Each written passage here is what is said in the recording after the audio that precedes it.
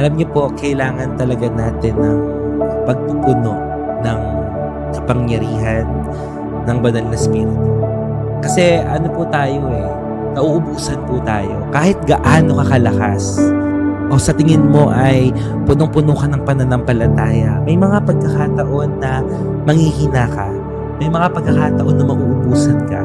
At kung tayo po at kung wala ang presensya ng banal na Espiritu sa atin, manghihina talaga tayo. Na manlulupay-pay tayo hanggang dumating sa pagkakataon po na hindi na natin kayang tumayo. Kaya po ngayon, if you are blessed or kung meron ka mang nagdadaan ng matitinding mga problema at mga pagsubok, ilapit natin sa Panginoon. Humingi tayo ng pagsama ng banal na Espiritu. Lord, I need you. Samahan mo po ako. Kailangan po kita sa aking buhay. We cannot go on without you. We cannot go on without your presence. Di ba po may iba minsan sa atin, kinakaya lang natin. Pero nakakapagod din. Diba? Parang gusto mo lang ipakita sa mga tao na, kaya ko pa rin, malakas pa rin ako. Pero ang totoo, nanghihina talaga tayo. Actually, before, medyo malakas na lang. Diba? Ito, recently lang din, may mga pagkakataon na nanghihina talaga tayong lahat. Even kahit ako, nanghihina ako. Kaya nagpapasalamat ako sa Lord doon sa ilang linggo nakapaglakbay ako, nakapag-travel. At doon, pinaparealize ng Lord, alam po, napakabuti ng Diyos. Hindi kanya hahayaan na nandyan sa ganyang sitwasyon. Pwedeng-pwede kanyang alisin. Diyan sa kinalalagyan mo ngayon. Amen po ba? Kayang gumawa ng paraan ng Panginoon para ikaw ay maiahon dyan sa kinalalagyan mo. So, this afternoon, kagaya po ng inawit natin, nawa ito po ang maging panalangin ng ating mga puso. Lord, punuin mo ako. Amen po ba? Lord, punuin mo ako.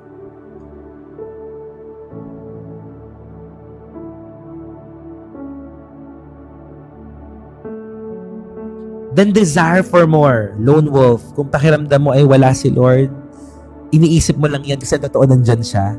Hindi mo siya nararamdaman, nandyan pa rin siya. And all you have to do is to desire for more of Him. Siguro gumawa ka ng ibang mga bagay na alam mo, for example, mag-fasting ka, punta ka sa isang lugar na it's between you and God, lumayo ka sa kaingayan ng mundo, lumayo ka sa, alam mo yun, sa ingay ng sanlibutan. At doon natin masusumpungan ang pagyakap ng Panginoon. Ang gustong iparealize sa atin ng kaaway, malayo si Lord. Yun gusto niya di ba? Walang magagawa si Lord.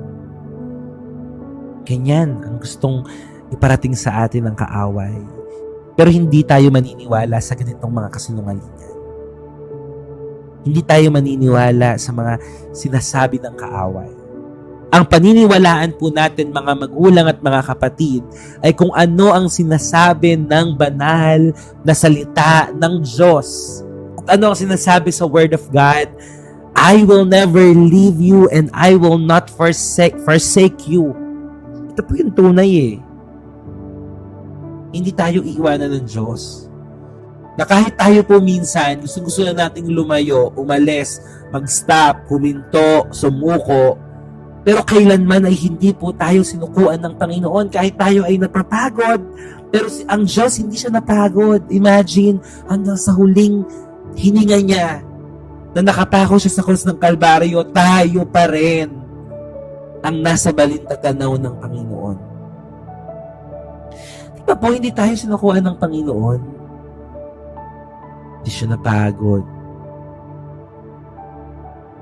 Hindi niya hinayaan na hindi niya matapos ang kanyang misyon sa mundong ito. Nawa po tayong lahat din. No? Nawa tayong lahat na nagsimula ay magpatuloy tayo hanggang wakas. Magpatuloy po tayo kung anong sinimulan ng Panginoon sa atin. Tapusin natin ng may katagumpayan. Di ba sabi ko nga po sa inyo dati, maraming nagsimula pero nagsimula lang. Along the way, habang sila ay kumikilala sa Panginoon, maaring sila ay natisod, maaring sila ay nawala sa Panginoon due to some, problems, difficulties and hardships in life. Pero ikaw na nandito ngayon at nagpapatuloy, keep it up. Sabi ni Lord sa salita ng Panginoon sa Exodus chapter 33 verse 14, "My presence will go with you and I will give you rest."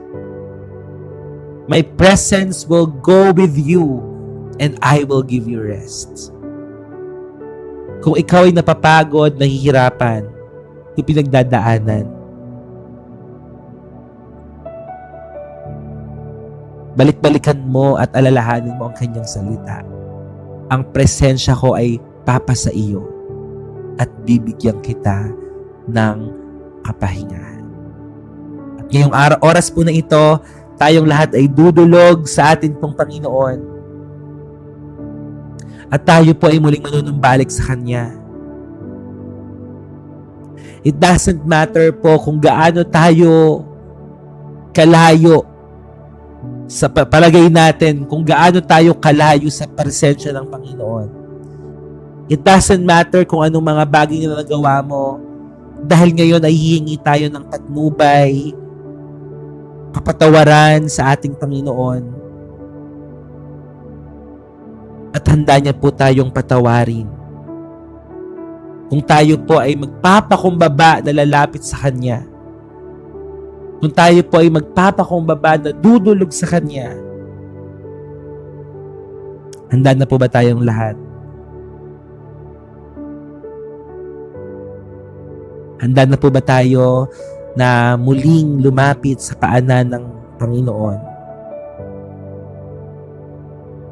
Muling magpasakop, manumbalik, mahalin at paglingkuran siya. Amen. Shall we close our eyes and bow our heads? Let us pray. Hallelujah. Hallelujah. Panginoon, dakilang Diyos, napakadami pong nangyari sa buhay namin. Maaaring ang iba ay maganda, positibo. Ngunit meron din po na parang hindi umayon sa kanilang kagustuhan. May mga kabigatan, mga alalahanin sila na dala-dala po ngayon. Hanggang ngayon nanonood po sila. Ang dalangin ko po, Panginoon, sa hapon pong ito, kasihan mo po kami, Banal na Espiritu. Panginoon, kailangan po namin, apart from you, we are nothing. Wala po kaming kayang gawin, Panginoon, kung hindi mo po kami sasamahan. Kaya na mga puso at muling nagsusumamo sa iyo. Lord, samahan mo po kami. Samahan mo ang bawat isa. Samahan mo kami sa pagde-devotion po namin ngayon. Kahit meron lang po isang tao na manumbalik at kumilala sa iyo, Panginoon. Nagdiriwang po ang laksalaksang mga anghel sa kalangitan. Kung meron man pong nanonood ngayon na may matinding pagsubok na kinakaharap, ikaw na nakikinig ngayon, hindi mo na alam ang gagawin mo. Sinubukan mo na ang maraming mga bagay pero nabigo ka pa rin. But this time, you will do it with God. Muli mong susubukan pero kasama ang Panginoon. Magsisimula ka ulit mabuhay. Magkakaroon ka ng ganang mabuhay, but this time, kasama mo ang presensya ng Panginoon. Para po sa lahat, Panginoon, ng mga matatagal nang nakasubaybay sa programa po na ito sa pagde-devotion, we will admit that we are not 100% and everyday okay. And we admit it, Lord.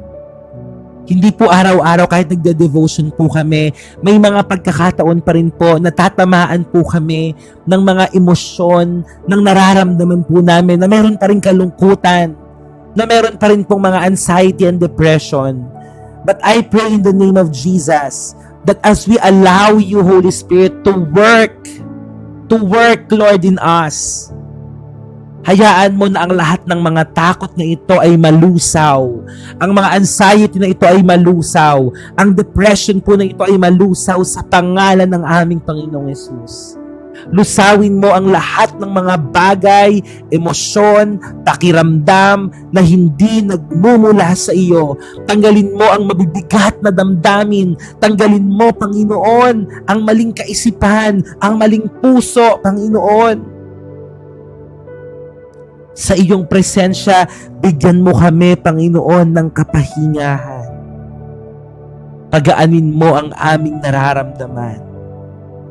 Kumilos ka sa oras na ito at hipuin ang mga tao na nandito at nanonood po ngayon. Hallelujah. Ano man po ang aming mga pinagkakaabalahan, maaaring ang iba ay nasa trabaho, may ginagawang gawaing bahay, Panginoon, but still, give us, Lord, the heart na nakatuon sa iyo, Panginoon, na nais po naming matuto, nais naming mabago, nais naming maranasan ng iyong presensya, Lord, in Jesus' name. At ano man po ang mga prayer request ng aking mga kapatid na nandito sa live stream na ito, Panginoon, alam namin na ikaw ay Diyos ng himala, ikaw ay Diyos na sumasagot ng panalangin. At anuman po ang mga hinihiling, pinapanalangin ng aking mga kapatid, Panginoon, hallelujah, kung ito ay iyong kalooban sa pangalan ni Jesus ay magkaroon po ng kaganapan na wala pong sino mang tao, na wala pong kahit na anumang bagay, Panginoon, ang makakahadlang, Panginoon. Paboran mo ang lahat ng iyong mga anak sa lugar po na ito. In Jesus' name. Palakasin mo ang lahat ng mga nanghihina. Panginoon, ng lahat ng mga inaatake ng anxiety and depression. In Jesus' name, I pray for your healing to be upon them. Yung matinding kalungkutan, Panginoon, ay tanggalin mo. Ang lahat ng mga naghihintay, Panginoon, ng approval, ng visa, ng laboratory, ng board exam, lahat ng mga nagpe-prepare, kung may mga documents na kailangan, ito man po ay kami o ang mga mahal namin sa buhay, let your favor be upon them in the name of Jesus, in the name of Jesus. Panginoon, kumilos ka sa mga taong ito, Panginoon. At kung kalooban mo na sila ay makapunta, makatuntong sa mga lugar na kanilang pinag-a-applyan sa mga bansa na ito, Lord, kayo na po ang bahalang kumilos at gumalaw sa pangalan ni Jesus. Pinapanalangin ko rin po muli ang mga kapatid namin, Panginoon, na nasa Middle East. O God, nakikita mo ang kanilang sitwasyon ngayon. Nagkakaroon po ng tension, Panginoon, sa iba't ibang mga bansa.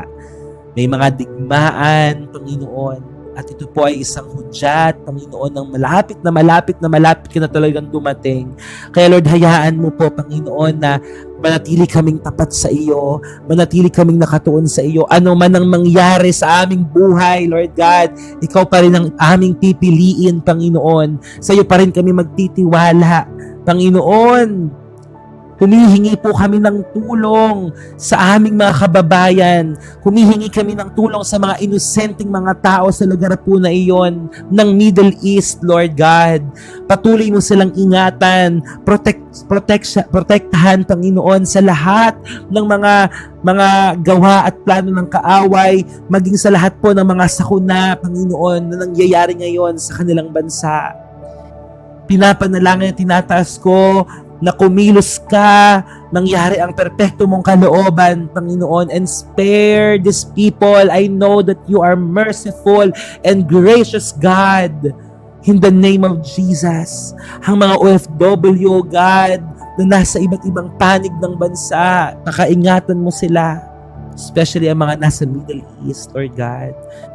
Kahapon may nakausap ako Panginoon, na meron siyang kilala na ang mga tao ngayon doon sa lugar na iyon, di na makatulog, maraming iniisip, natatakot. Pero Lord, kayo lang po ang makakapagligtas sa mga taong ito. Kayo lang po ang kanilang kailangan. Hayaan mo na sa ganitong sitwasyon, tumawag sila sa inyo, Panginoon. Tumawag sila sa pangalan ng Panginoong Hesus. Tumawag sila sa makapangyarihang pangalan mo, Panginoong Hesus.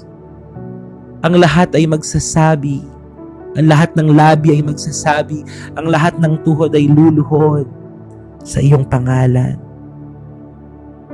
So Lord, ang bahala, Panginoon, sa aming mga kapatid, sa aming mga mahal sa buhay, sa aming pamilya na nandoon sa mga bansang apektado ng digmaan. Lord, heal them.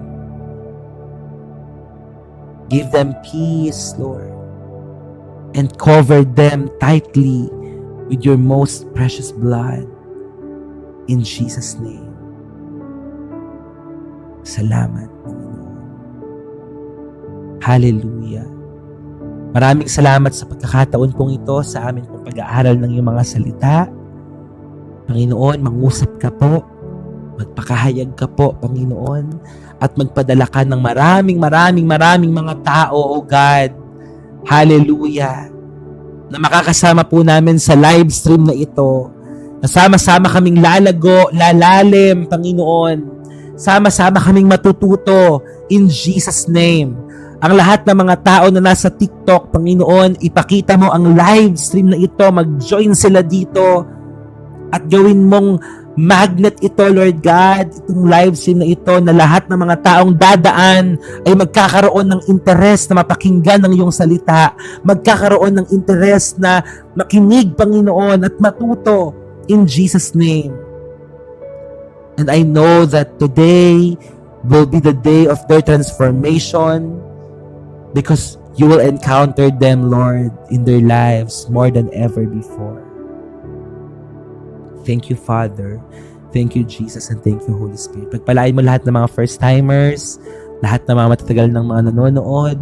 Pagpalain mo po ako, Lord, cover me, my hands, my lips, my mind, my heart, every fiber of my being, Lord, as I preach your word. Lord, tulungan mo po ako na maibahagi ang salita mo, Panginoon, ng may kalinawan, ng tama, Panginoon, sa pangalan ni Jesus. At hayaan mo ang mga salita mo ang maglapit ng maraming mga tao pabalik sa iyo.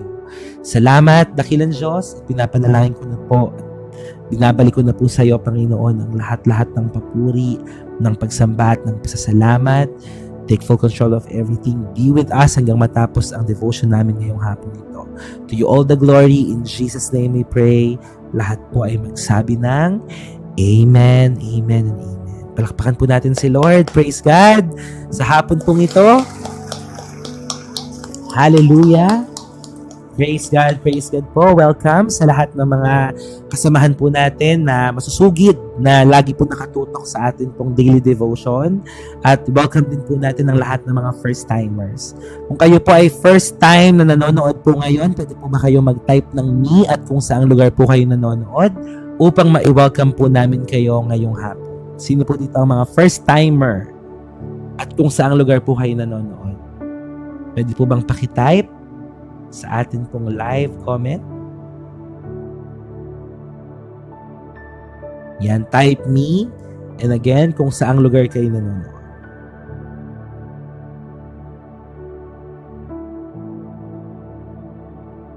Yan, amen.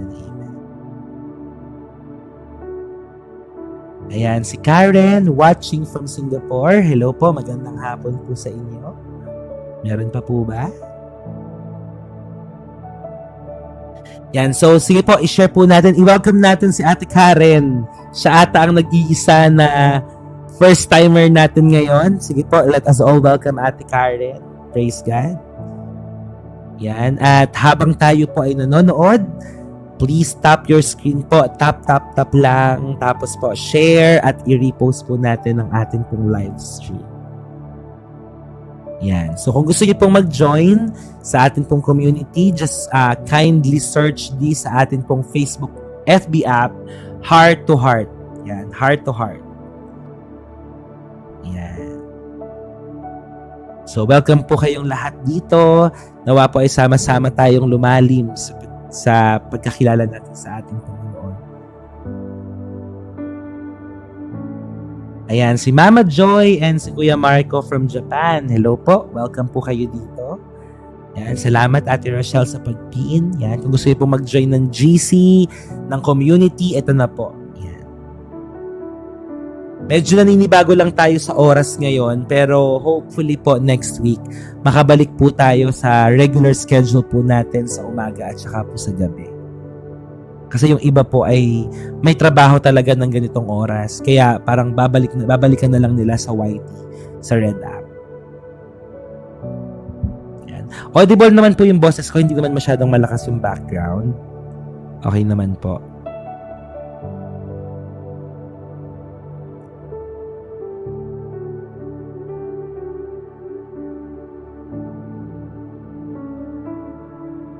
Ayan. Praise God. Ate Miles Echo, nasaang lugar ka nga? Saang bansa ka?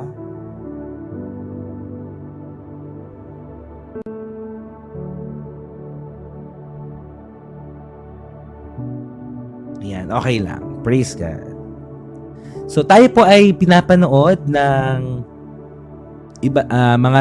mga kadivo po natin sa iba't ibang panig ng mundo.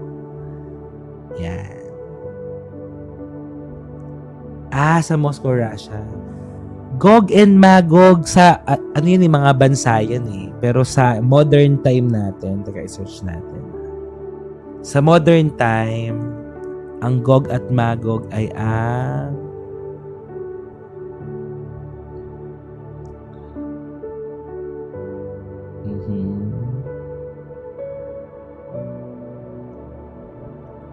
nasa ano pala siya? Nasa Revelation at sa Ezekiel. Mga ano daw yan, destructive nations that will appear before the day of judgment. Yun, destructive nations that will appear before the day of judgment. Okay. Yes, nasa Bible siya mangyayari. Okay. Sige po, Ate Miles. God bless po. Anong oras dyan sa Russia ngayon? Moscow, Russia.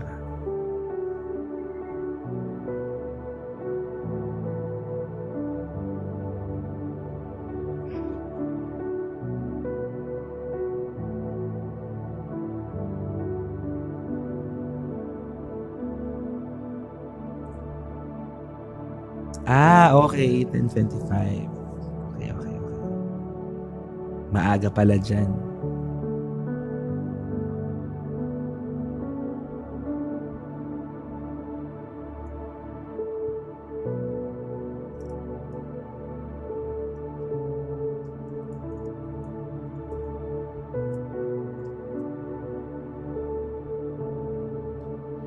Okay, so ngayon po ay patapos na po tayo sa atin pong sa unang book na atin pong pinag-aralan, which is the Book of Genesis. Alright, so ngayon po ay nasa Genesis chapter na po tayo. Genesis chapter 49. Medyo mahaba bago tayo makarating sa Revelation. Pero sa ibang topic siguro, pwede nating pag-aralan. Pero sa devotion natin, kasi ang balak natin talaga chapter by chapter siya.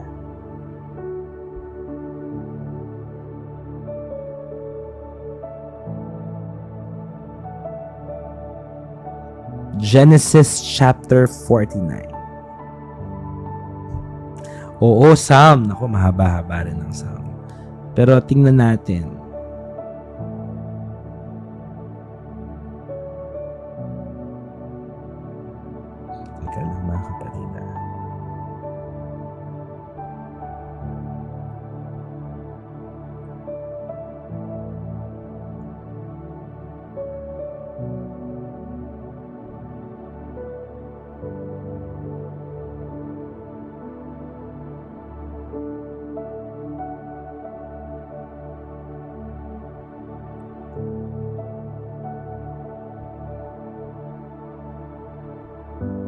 Actually, yung pag-aaral ng eschatology or parang study of the last days. Ang tawag pala doon ay eschatology.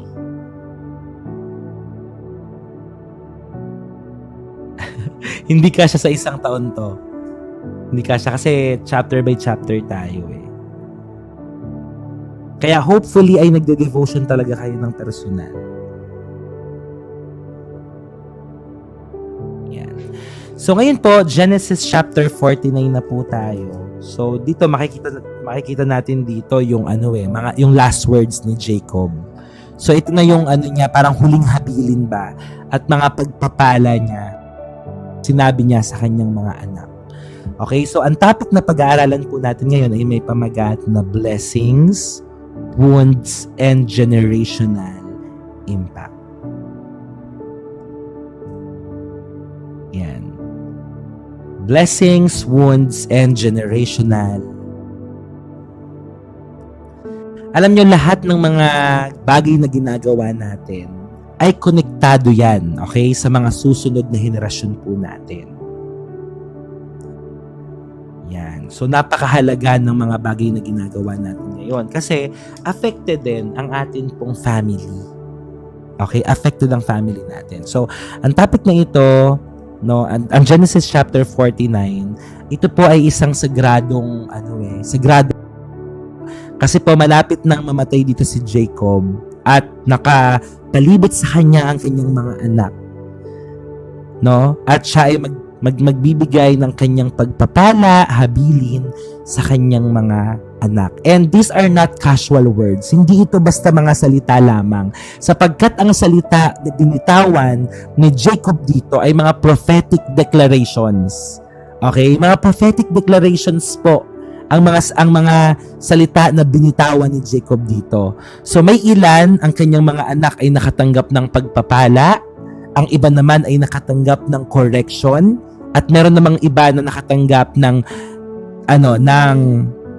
tadhana nila pero nakabalot sa disiplina. Yan. So iba-iba sila ng mga pagdadaanan. At ang Genesis chapter 49 po ay magtuturo sa atin. Sabi dito, what we live today becomes someone else's inheritance. Totoo naman yan, di ba? Bakit ka nagtatrabaho ngayon? Bakit ka naghahanap buhay ngayon? Di ba para sa pamilya mo? Di ba para sa mga susunod na angkan mo? So, ganyan usually ganyan talaga Gusto mo na meron kang maiwan sa kanila. So what we live today becomes someone else's inheritance tomorrow. Kasi mga kapatid, wala naman tayong mababaon Lahat ng mga pinagpaguran mo para magkaroon ka ng property, para magkaroon ka ng magandang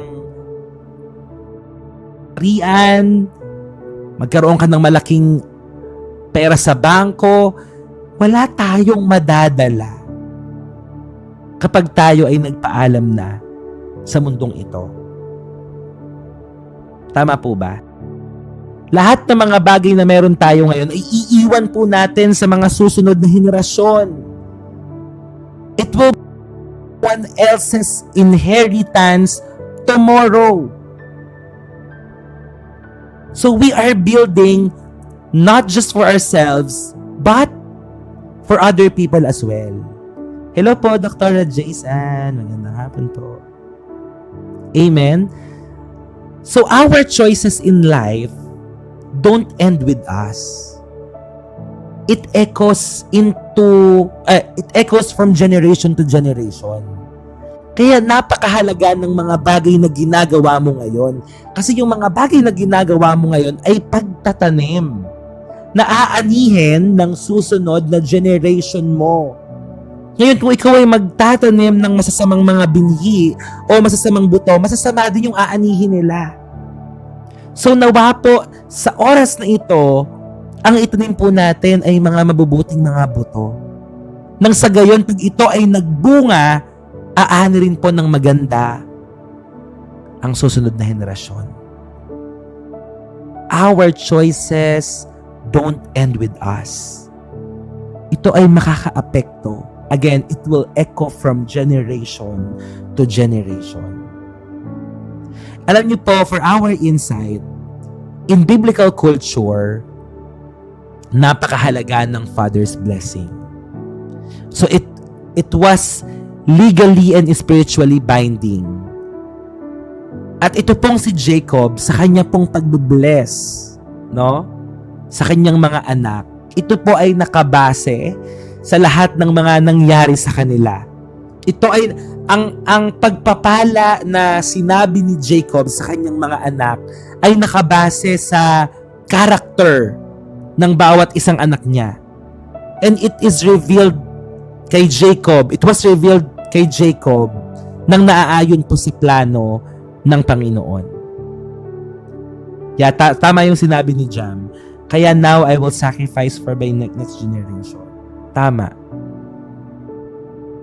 At ito ang Genesis chapter 49 po ay magpapaalala sa atin na yung our character today will affect our legacy.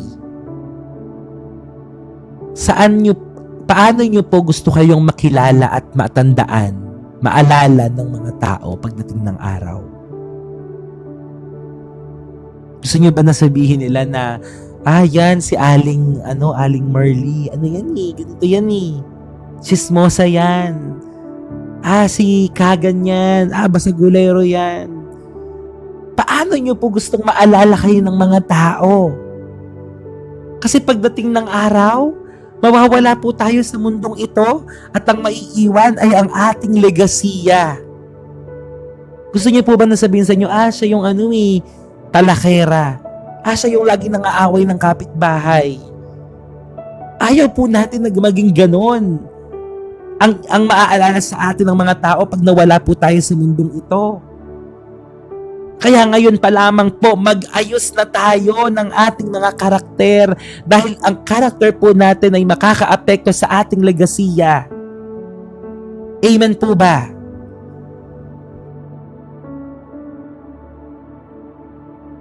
Amen. Siya yung mahiling magmutan nilang babayan. Diba po mga kapatid? Ngayon pa lamang po, maaari pa tayo mag-ayos. Maaari pa nating ayusin ang atin pong mga katangian. Hello po, Ate Maria. Good afternoon po. Amen. Sabi ko nga sa inyo marami na dito sa community natin ang nabago ni Lord. Sino dito nabago na ni Lord? Taas kamay. Amen. Kahit di ko nakikita. Diba? Marami na sa atin dito ang nabago ni Lord. Kahit unti-unti pa yan, no? Little progress, slow progress is still a progress. Amen. Kahit na minsan bumabalik-balik, pero maaalala mo ulit na ikaw ay anak ng Diyos at ikaw ay binago na ng Panginoon. Amen. Baby step. Tama, Sarah. Baby step. Nawa po makita mga tao. Hindi na ng mga tao nawa makita ng Diyos ang ginagawa niya sa ang pagbabago na nangyari sa buhay po natin. Thank you, Tien. Amen. Yung mga dating sirang-sira yung buhay, ngayon binuo ng Diyos. Yung mga dati na wasak ang puso dahil broken-hearted kasi iniwan ng mahal sa buhay, iniwan ng asawa. Pero ngayon, imagine niyo po, magkakasama tayo. Nagpapalakasan tayo. Nagpapatuloy tayo. Na kahit na ano man ang mga problemang dumating sa ating buhay, we are still here standing by the grace of God. Dahil sa biyaya ng Diyos. Kaya sabi ko sa inyo lagi, ang hirap iwanan ng community na to. Ang hirap na hindi mag-live. Alam nyo ba yon? Ang hirap. Kasi, nagiging kalakasan natin ito, nanguhugutan natin ito ng lakas. Napapaalalahanan tayo ng salita ng Diyos. Nababago tayo araw-araw. Tingnan nyo minsan, pag hindi kayo nakapag-pray ng umaga, pag hindi kayo nakapagbasa ng Word of God, pag hindi kayo nakapag-devotion, parang may kulang. Tapos parang ang bilis nyong magalit.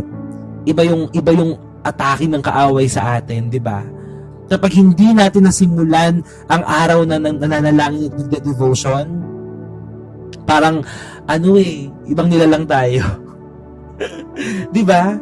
Pero kapag tayo ay galing sa prayer and devotion, ay aba, parang isang buong araw mo kayang-kaya mong harapin. Di ba?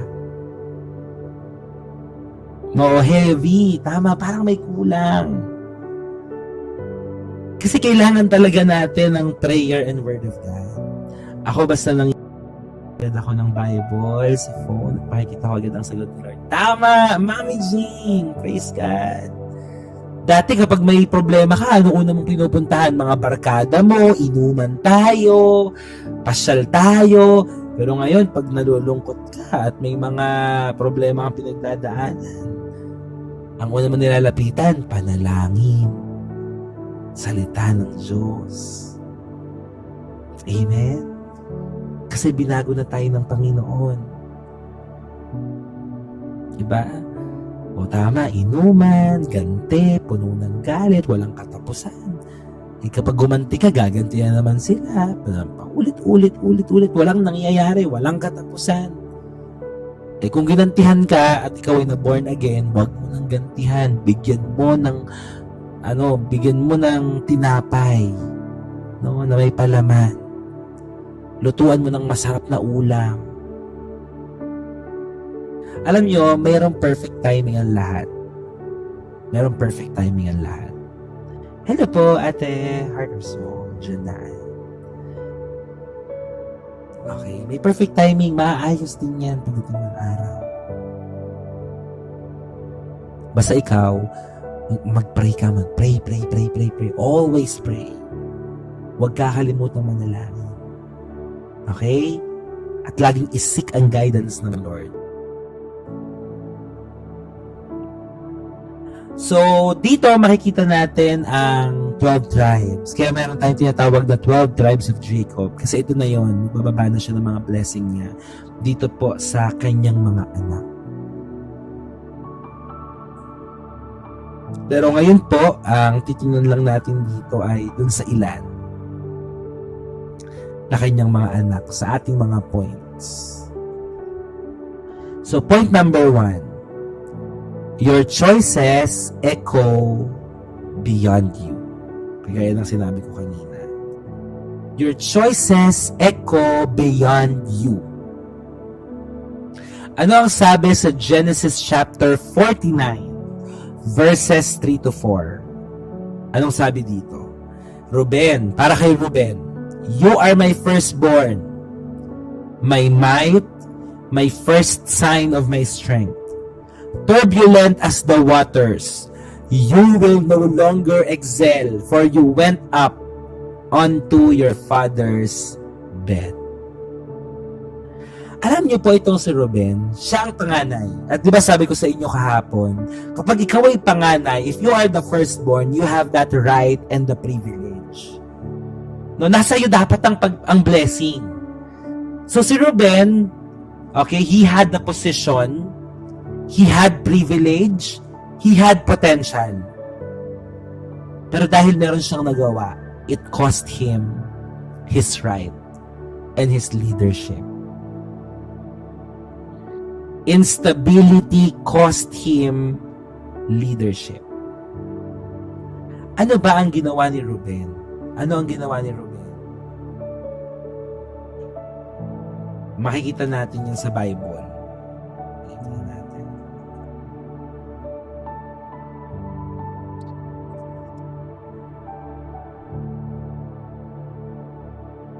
So, siya ang firstborn son ni Jacob. Kaso, siya ay sumiping sa isa sa mga concubine ni Jacob na si Bilha. Siya ay sumiping. He committed a serious sin by sleeping with Bilha. So, because of this, he lost his birthright and leadership blessing. Nakita niyo po yun? Sa isang maling aksyon na kanyang ginawa, na wala ang dapat ay para sa kanya. May mga pagkakataon po ba sa ating buhay na nawala ang isang magandang oportunidad dahil sa isang pagkakasala na ating pong nagawa? So because of Reuben's private sin, it cost him his blessing. At ang nangyari po ay parang naging public consequence siya. So para sa atin, isa lang, one uncontrolled decision, isang maling galaw lang, isang maling desisyon nyo lang, maaaring magbago ito ng malaking parte ng iyong buhay. Naalala niyo ba yung kwento ko sa inyo na merong isang lalaking lumapit sa kanyang pastor at iyak ng iyak, kumahagulgol? Sabi niya, "Pastor, humingi po ako ng tawad." O bakit? Kasi itong batang ito ay lumaki sa Sunday school, laking church, naglilingkod. Kaso sa isang maling pagkakamali, nakipag one night stand, nagkaroon siya ng HIV. Nahawaan siya. Sabi niya, "Isang beses ko lang pong ginawa." Isang beses lang. Alam niyo po yun? May mga pagkakataon sa ating mga buhay, sa isang maling desisyon, apektado ang buong buhay mo.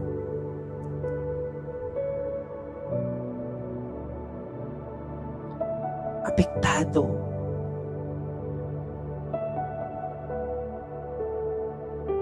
Alam niyo po ang kasalanan. Kapag tayo gumagawa ng kasalanan, mayroong consequence po iyan. Maaring hindi sa iyo, kundi sa ibang mga tao na mahalaga sa iyo. Just one scene, one uncontrolled decision. Tingnan mo yung sarili mo, tanungin mo yung sarili mo. What patterns are you repeating? Meron ba na parang paulit-ulit mong ginagawa na nakasanayan mo na kahit alam mong mali, ginagawa mo pa rin?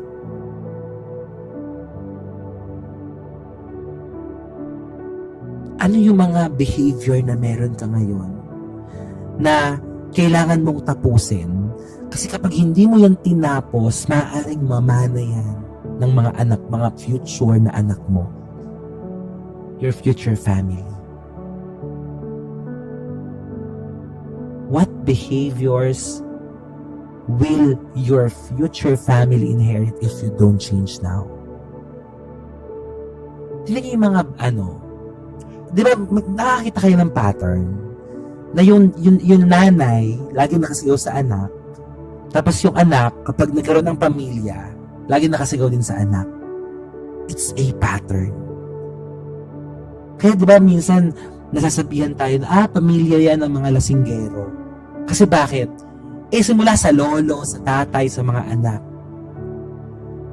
Pamilya yan ng mga ganito. Lahi yan ng ganyan. Ano ba yung behavior na dapat nang matigil para hindi na magpatuloy sa susunod na generation mo? Yes, generational curse and tawag. Kaya ang gusto kong sabihin sa inyo, mga kapatid, your healing today, ngayon, yung mga bagay na babaguhin mo, paghihilumin mo sa buhay mo ngayon, your healing today protects someone else tomorrow. Your healing today protects someone else tomorrow. Sabihin mo sa sarili mo, self, magpabago na tayo kay Lord. Sabihin mo ulit, self, magpabago na tayo kay Lord. Handa ka na bang magpabago kay Lord? Alam mo, hindi mo kayang baguhin ang sarili mo. Hindi mo kayang baguhin ang sarili mo. Hindi mo kayang baguhin ang pagkatao mo. Ang Diyos lang ang kayang magbago sa atin. And our healing today will protect someone else tomorrow. Kung gusto mong maingatan, maprotektahan ang mga anak mo, itigil mo na yung ginagawa mo ngayon. Kasi maaari at posibleng maipasa mo yan sa kanila. Dito nagtataka ka, bakit nagre-rebelde yung anak ko sa akin? Eh ang tanong, baka nagrebelde ka rin sa magulang mo dati? You get me? You get my point? Kung ano yung ginagawa mo dati, ginagawa na rin sa'yo ngayon. Di ba po, it's a pattern. Kaya nga mga kapatid ngayon, simulan na natin para hindi na magpatuloy. Tapusin na natin. Itigil na natin. Para hindi na po yan magpatuloy sa mga susunod. Sugal, tapusin na, bisyo, tigilan na. Yung mga pagsasalita ng masasama, mga bad words, stop it.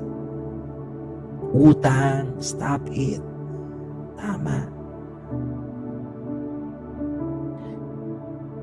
Kung meron man tayong ipapamana sa ating mga susunod na lahi, susunod na henerasyon, ano dapat? Dapat ang pagmamahal sa Diyos, ang Word of God. Alam niyo po, darating yung araw, yung mga devotion notebook niyo na sinusulatan niyo ngayon. Ipapamana niyo yan sa iba. Mababasa yan ng susunod na generation. Kaya wag kayo mapagod mag-journal. Huwag tayong mapagod mag-journal. No, journal. Yung mga pinag-aaralan natin ngayon, di ba, sinusulat niyo sa notebook? Ay, ipunin niyo yan. Ipapamana niyo yan sa mga anak niyo. Ipunin niyo lang ng ipunin. Amen.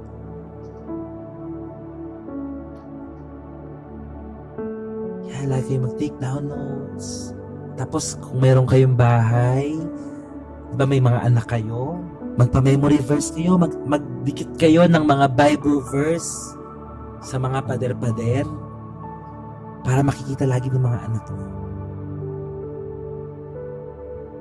Okay? Again, your choices echo beyond you. Your choices echo beyond you. Number 2. Second point. Anger creates scattered futures.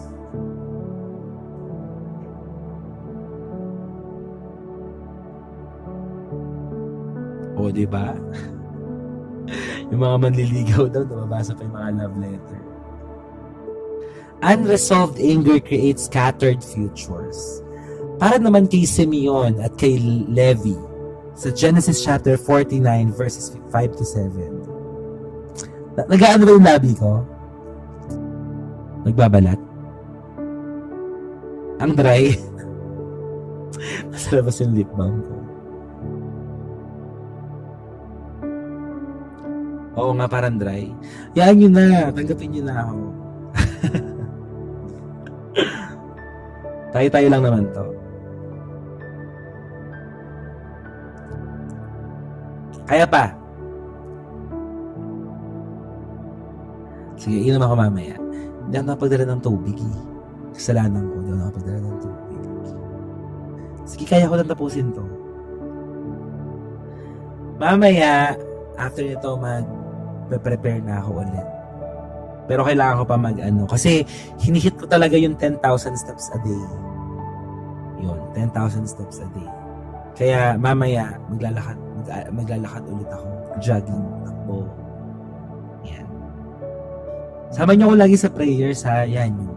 Kasi talaga, gusto ko na talaga magpapayat. Magbabawas talaga ako ng timbang. So, I started 93 kahapon. Maiba lang. Nag-start ako mag-timbang ulit kahapon. 93. Pero sa BMI ko, dapat ay nasa around 75 lang ako. 75. So, Kailangan ko mag-lose ng 18 kilo. 18 kilogram. Yeah, calorie deficit, ginagawa ko ngayon yan. Yun. Kasi gusto ko pag nag-travel ulit, yung hindi ako mapapagod masyado, hindi ako hihingalin, alam niyo yun, nakakalakad ako naman. Opo, yeah. Bawas carbs. Tumaba ka po. Totoo kasi, kain ako ng kain. Mawawala na itong mga double chin and all. Yeah, iwas sa sweets. So, simula kahapon, di na ako kumakain ng sweets, tsaka ng Hello, Raiden! Ibalik ang Prime Year's Day. Tama. Medyo, sa Taiwan kasi sakto lang, so-so lang. Kasi ang lakad ko sa Taiwan, umaabot ng mga 20 to 30,000 eh. Kaya grabe. Okay. I see. Pray lang yon, engineer, yung generational curses. Sige, mamaya magpe-pray ako. Hello po, Ate Michelle Paraiso. Alam nyo, may nabasa. Maganda daw sa Spain tumira. Talaga, totoo ba yon, Ate Michelle? Sige, magpe-pray ako mamaya ng pagkat. Actually, nagawa ko na yun, di ba, before. Generational curses. Baka wala na po mamayang gabi kasi 2:30 yung flight ko, matutulog ako mga 7, ganyan. Kailangan ko matulog ng 7. Maganda daw sa Spain, sabi ni Ate Michelle. Hello, Erusa. Di ba? Tara sa Spain. Dual citizen. Wow. Talaga? I-chat kita mamaya, Ate Michelle, Magtatanong-tanong ako. Kasi, actually, nagpipray talaga ako kung saan bansa ako. Pero, syempre, ang goal ko talaga sa Norway. Yun yung end goal ko. Pero, nagtatanong-tanong ako kung saan muna siguro. Saan muna. Nakakamiss ng Ate Erusa. Kayaan nyo, kasama kayo sa lahat ng journey ko sa buhay. Hindi tayo maghihiwa-hiwalay. Kasi kayo talaga yung nandito nung time na lost ako, sobra. Kayo yung ginamit talaga ni Lord, itong TikTok community. Malapit na lang yung Spain sa Norway, malay mo, di ba? Ate Michelle, chat kita, magtatanong-tanong ako sa'yo.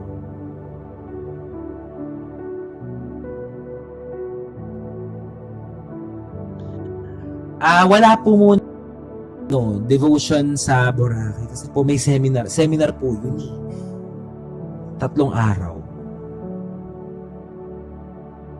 Siguro magla-live ako, pasulpot-sulpot ulit, ganyan. Pero sa Sikihor kasi napakahirap talaga ng signal doon, sobra mahirap yung signal. Talaga 8 a.m. first meal, 2 p.m. last meal. Grabe naman. Opo, 3 days mula Wednesday hanggang Friday. Ay, hindi ko sure. Hanggang Friday lang pala. Yeah, nangitim talaga ako. Sobrang nangitim ako. As in. Ito. Ayan yung kulay ko. Diba? Ang itim.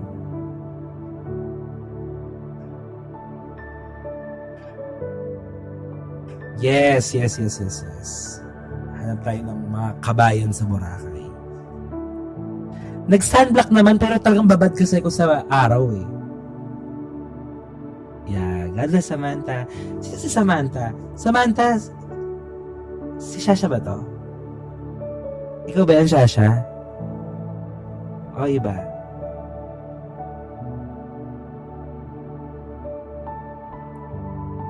Oo, ganda ng tubig. Saan po ba mainit, Pas?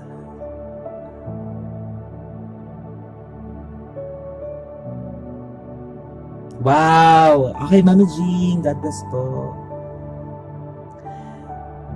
Ang tights, mga kapatid, kung meron kayong church na inaatinan, sabi ko kay Ate Algie rin kanina, kasi nagtanong siya about sa tights.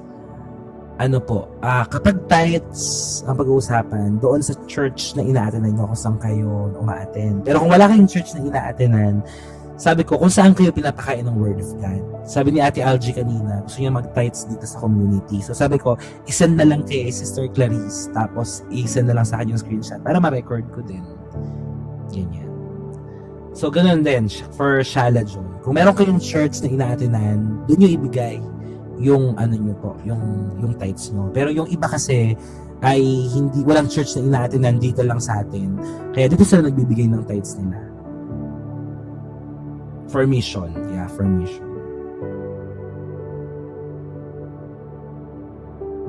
Ako po, ang course ko ay Mass Communication, major in broadcasting.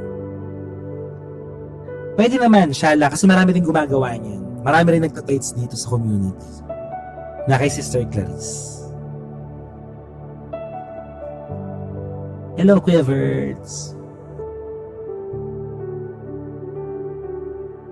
Yan.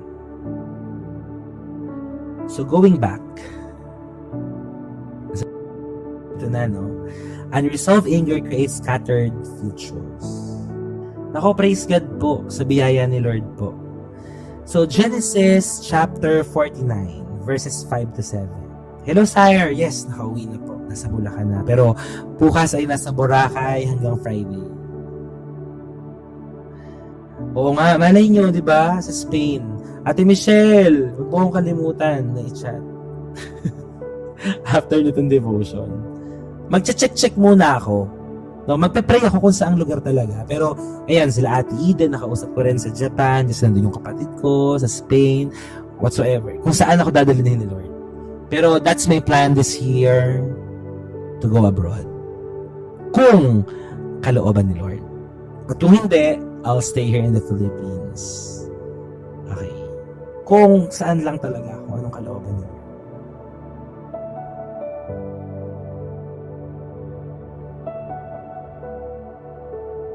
So, sa Genesis 49, verses 5 to 7, sabi dito, Simeon and Levi are brothers. Oo, anniversary muna tayo. Their swords are weapons of violence. Sabi dito, cursed be their anger, so fierce, I will scatter them in Israel. Alam nyo, ano nangyari dito? Diba, naalala nyo yung rage doon sa Shechem, yung pinatay nila yung mga tao doon sa Shechem. Dahil doon sa nilapastangan nila si Dina. So, dito nagsimula yun. So, ang akala nila, justice yung gagawin nila. No, justice. Pero naging pala to, generational consequence. Di ba ang isipan lang nila dito, ipaghiganti yung kapatid nila kasi nga nalapastangan yung kapatid nila na si Dina. Pero ang kapalit pala nito ay generational consequence. Grabe, no? So itong galit pala, anger that is not surrendered becomes inherited. Kapag meron kang galit, pwede mong ipamana yan sa iba. Sana naman, wag nang galit yung ipamana mo. May ipapamana ka na lang doon, wag nang galit. So makikita natin dito, si Jacob, hindi niya kinurse si Simeon at si Levi. Ang sabi niya dito, cursed be their anger. Cursed be their anger. Tama, Ate Mary Rose, diba? ang kinurse ni Jacob dito ay yung galit na meron sila. So the issue here was not their strength, si Simeon at si Levi. Ang issue dito ay ang kanilang emosyon. And sometimes, mga kapatid, kapag nauna ang emosyon mo, maaari kang magkamali. Mga kapatid, yan ang dapat na aralin po natin. Yung emosyon natin. Wag tayo palaging magdesisyon base sa ating emosyon. Kasi minsan, kapag pinagana ang emosyon, most likely mali ang desisyon na gagawin mo. Kasi ang emosyon pabago-bago. Tama po ba? Wala yung ko. Teka lang. Ang cute ko naman dito, ganyan pa talaga yung mukhang na sa akin. Teka lang. Yan. Okay, Caesar salad. Okay. Okay, ano lang yun? Commercial break. Okay, so ang issue dito kay Simeon at kay Levi ay dahil sa emosyon nila. Okay, sa emosyon nila. So mga kapatid, bantayan ang emosyon. Okay ba? Huwag kayong magdedesisyon dahil masaya kayo, dahil malungkot kayo, dahil galit kayo. Kaya ako ngayon, alam nyo, ay tama yung sinabi ni Con. Maganda yung sabi ni Con. Sabi, when the emotions are high, the intelligence is totoo. Totoo. Kaya nga ako ngayon, ayoko mag-decision agad-agad eh. Kaya gusto ko talagang ipag-pray. Kaya sabi ko, Lord, kung may opportunity, yun, itatry ko po, pero gumawa kayo ng paraan na magiging smooth yung proseso, ganyan. Ayoko ba nung parang pinipilit ko? Kasi ganun ako eh. Alam nyo, ako dati, kapag gusto ko, pinipilit ko talaga. Ganong klaseng tao ako.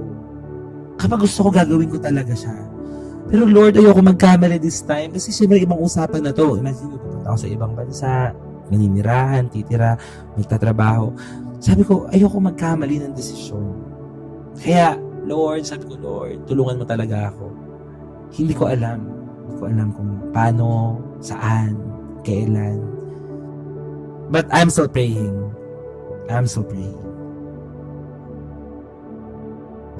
Pakilakasan pas may tinatamaan sakto may misita ama sa mga anak ko.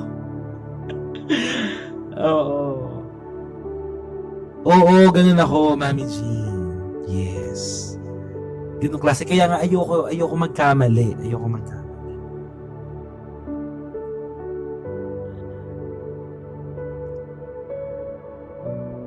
Ano yung sabi? Paano daw po kapag yung believer na Christian ay na-fall sa temptation? Go back to God and repent. Yun, repent. Go back to God. Yeah. So again, mga kapatid, learn the art of suppressing your emotion. Huwag palabasin ang hindi dapat palabasin. Alam nyo ba na tayong lahat ay meron tayong sinful nature, yung evil nature natin, na kahit na anong gawin mo, may kasamaan talaga sa isang tao. Naniniwala kayo doon? No, meron talaga. Natural sa atin yun na masama tayo. Natural sa atin kasi makasalanan tayo eh. Okay, meron tayong sinful nature. Na ngayon, kapag ikaw ay nakakilala kay Lord, yun, natututunan mo siyang isuppress, di ba? Na wag mong palabasin yung ganung ugali mo, ganung pagkatao mo. Kaya kapag ikaw ay na kay Kristo na, matututunan mo na yon, mababago mo na yon. Okay, yung nature mo na yon.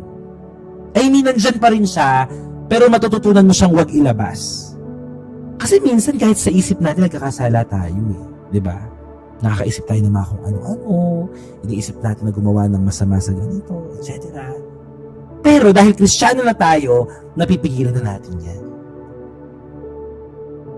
Yeah, thank you, Mami Jean. Salamat.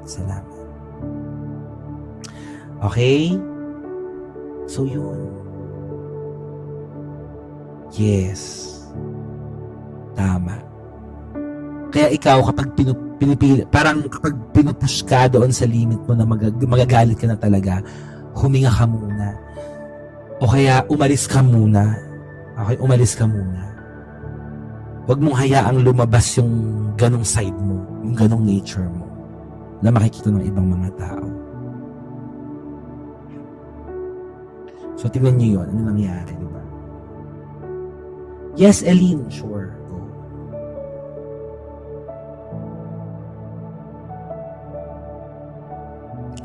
So, ito tingnan nyo ito kapag meron ka daw unhealed wounds, kapag meron kang mga sugat na hindi na-address sa marriage, sa leadership, sa ministry, sa parenting, yan, kapag meron kang unhealed wounds, maglilik yan. Okay? For example, meron kang problema sa pamilya mo. Kapag dating mo sa trabaho, sa eskwelahan o sa labas, sa church, maglilik yun doon. Okay? So, kailangan i-address agad. Ganun. Kailangan i-address. Agad, natapos na yung background music. Teka lang.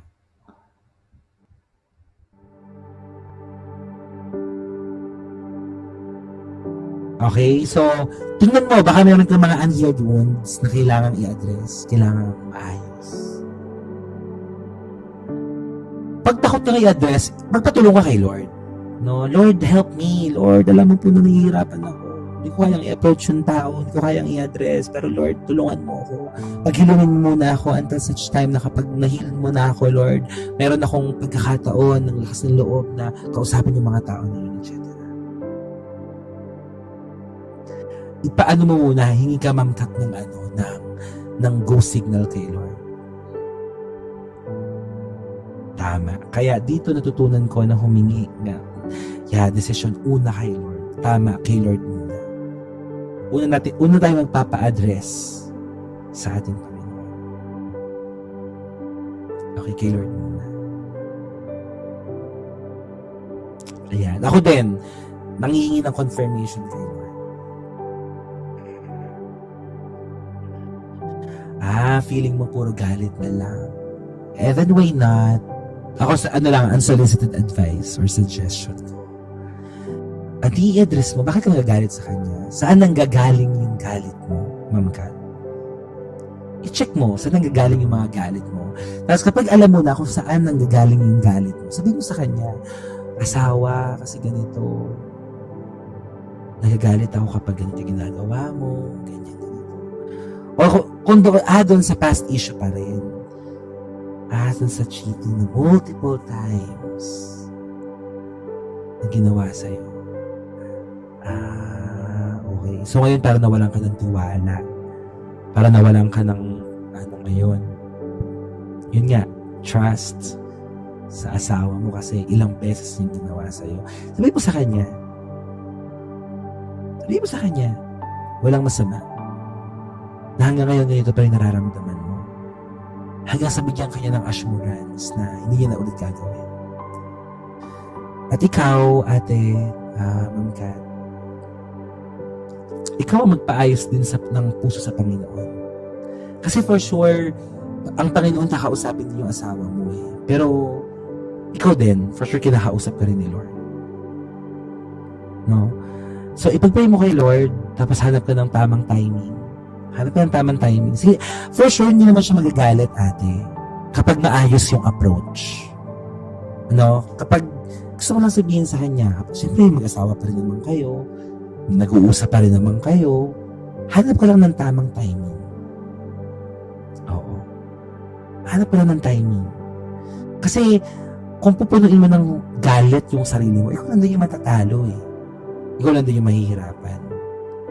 So, ang una mong dapat gawin, paayos ka muna kay Lord. Ikaw muna. Huwag mo munang tingnan yung cheating issue na ginawa niya in the past. Of course, masakit yun, mahirap yun. Pero magpasettle ka muna ng puso sa Lord. Yan. Pray. Lord, ayusin mo yung puso ko. And then, hanapin mo yung tamang timing na makausap mo siya. At sabihin mo sa kanya na ganito kasi, nahihirapan pa rin ako, nasasaktan pa rin ako. Pwede ba na just for, para lang ma-at-is ako, ganito, ganyan. Blah, blah, blah. Sabihin mo sa kanya yung mga gusto mo mangyari. Hanggat di ka pa maayos, huwag ka muna. Kasi kapag hindi ka maayos, kapag hindi ka settled, maaaring tumaas yung boses mo, iba yung maging approach mo, yung delivery mo, magkakagaw nyo naman kayo. So, ask God, let God settle your heart, and find the right timing. O, iyak mo lang kay Lord, sabihin mo sa Kanya. Maraming nakaka-experience ng ganyan, ate. Gusto ko sabihin sa'yo na you are not alone. Marami rin nanonood dito na may mga problems sa mga asawa nila. Pero walang sigalot na hindi kayang ayusin at buuin ng Panginoon. At again, ikaw muna. Magpaayos ka muna kay Lord. Yes, Ate Mary Rose. Magpaayos ka muna kay Lord. So, sabi kasi dito, if you don't confront your anger, it will confront your future. Kung hindi mo kumprontahin yung pinagmumulan ng galit mo, it will eventually confront your future. Ayan, sabi ni thank you, Lord. Halimbawa na lang, ako kamamatay lang na asawa ko. Nagpatulong ako kay Lord. Isang mahigpit na yakap po. Thank you, Lord. God bless. Nawa po ay yakapin po kayo ni Lord at kahit napakahirap. Pero si Lord po mag-comfort sa inyo. Thank you, Lord. Yeah, Miss Cool Heart. Baka magkaiyakan na naman tayo dito. Basta na itong community na ito, sabi ko nga sa inyo, safe space, di ba? Tama lang yan. Tama lang na nag-o-open kayo dito kasi walang panghuhusga dito. Amen ba? Walang panghuhusga dito sa community natin. Pwede mong sabihin lahat ng mga gusto mong sabihin. Pwede ka maglabas ng mga hinihin mo na hindi ka huhusgahan. Praise God, Ma'am Kat. Amen. Yan. Kaya lahat tayo dito, pwede tayo mag-rant. Okay? Pwede kayo mag-rant.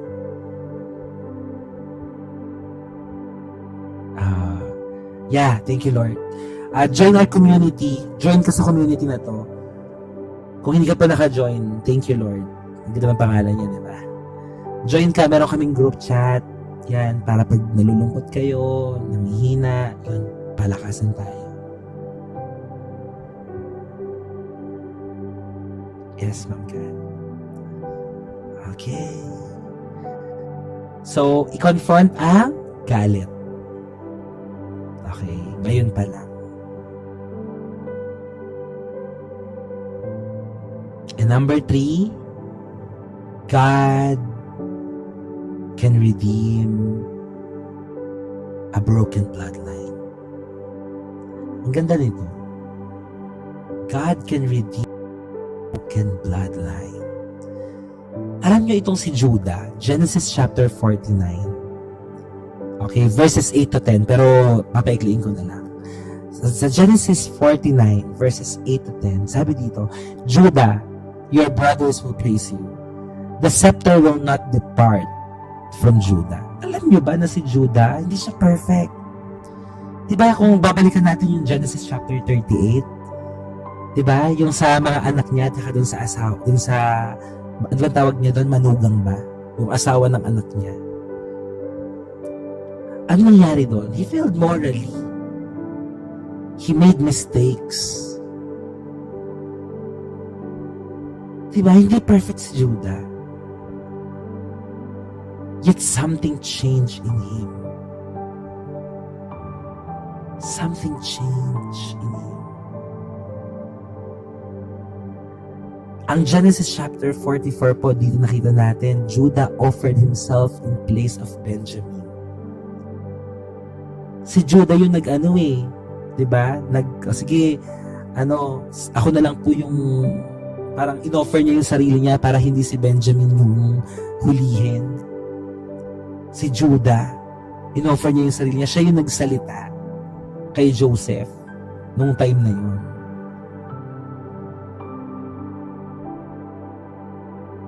So repentance repositioned him. Itong si Judah, kahit na gano'n ang nangyari sa kanya, pero siya pa rin ang pinagkatiwalaan. At sa lineage ni Judah, doon po nagsimula ang angkan ni Jesus. So from Judah's line came King David and eventually Jesus Christ. Gusto ko pong sabihin sa inyo, mga kapatid, anuman ang iyong nakaraan, anuman ang kasaysayan ng buhay mo, God does not require a perfect history. God does not require a perfect history. He looks for a surrendered heart. Ang hinahanap ng Diyos, isang pusong handang magsuko sa Kanya. Amen. Sa Exodus sila Moses. So redemption can rewrite legacy. Amen po ba? Tapos ang Diyos sa buhay mo, meron pa siyang gagawin. Maybe, Tingnan mo nga yung pamilya mo ngayon. Baka dyan sa family line mo, merong mga addict, merong mga sirang pamilya, merong mga naghihirap, merong mga tao na spiritually empty. Meron ba sa pamilya mo na ganyan? They carry addiction, broken marriages, poverty, and spiritual emptiness. But Genesis chapter 49 reminds all of us, you can be the turning point. And you can be the generation where healing begins. Pwedeng sa'yo magsimula ang pagbabago. Naalala ko sa pamilya namin dati, ako lang ang born again. Pero ngayon lahat kami ay nakakilala na kay Lord. You can be the turning point. Pwedeng sa'yo magsimula ang pagbabago sa iyong sambahayan. Amen. Gawin mo kung ano ang tama. Gawin mo kung ano ang pinapagawa sa iyo ng Panginoon. Yes, you are not perfect. Yes. Marami tayong mga pagkakamali. Maraming hindi maganda tayong nagawa. Pero ngayon, ikaw ang gustong gamitin ng Panginoon kasi ikaw yung nandito eh. Ikaw yung nandito. So you can be that turning point. Sabihin mo sa sarili mo, I am the turning point for my family, relatives, friends, and loved ones. Sabihin mo yun. I am the turning point. I am the turning point for my family, relatives, loved ones, and friends. Amen. Ikaw ang gagamitin ng Panginoon. Nangyari din sa akin yan, Red. Ako lang din dati. Pero makikita mo isang araw ang gagawin ng Diyos. I declare, believe in the Lord, and you will be saved, you and your family. As for me and my house, we will serve the Lord. In Jesus' name. Amen. Mangyayari yan. And number 4 and the last. Number 4. Weakness can still be used by God. Weakness can still be used by God. Ang kahinaan ay kaya pa rin gamitin ng Panginoon. Benjamin, even though he was the youngest, sabi dito sa Genesis 49 verse 27, Benjamin is a ravenous wolf. Benjamin is a ravenous wolf. So Benjamin was the youngest and minsan siya overshadow. Pero alam niyo ba na sabi dito, ang tribe ni Benjamin came strong warriors. Doon sa tribe ni Benjamin, nagmula ang malalakas na mga mandirigma. Na kahit si Benjamin ang pinaka-bata, ang pinaka-bunso, sa kanya nagmula yung mga strong warriors. Wow. Amen. What looks small now may become strength later. Amen. Kala mo maliit lang. Pero kayang palakihin ni Lord. Kala mo walang effect yan. Pero makikita mo kung paano gagamitin ni Lord. Do not despise your season of obscurity.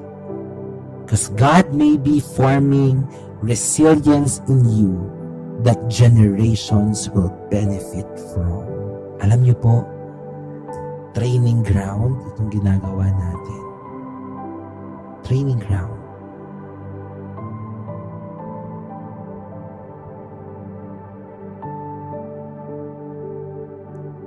Inihahanda tayo ng Panginoon. Akala mo lang mahina ka, pero tinetrain ka kasi ni Lord, kaya ka nahihirapan ngayon. Ay, God yan sorry. Sorry. God, hindi ko nakaki.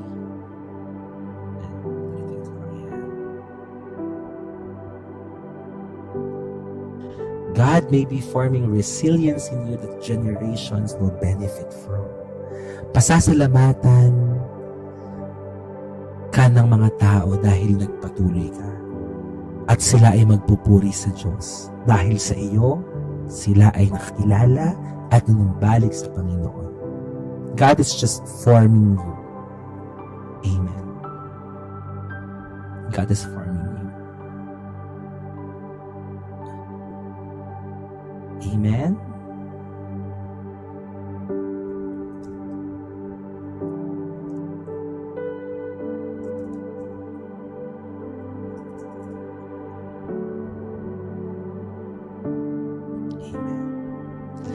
So for our conclusion, Genesis chapter 49 po.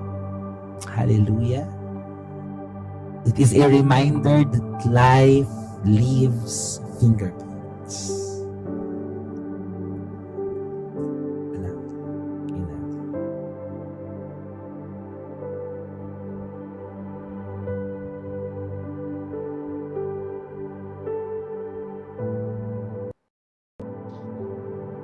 So ito yung una.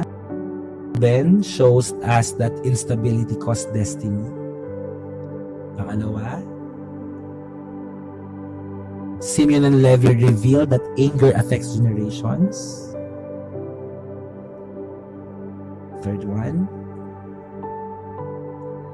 Judah proves that repentance can reposition your future.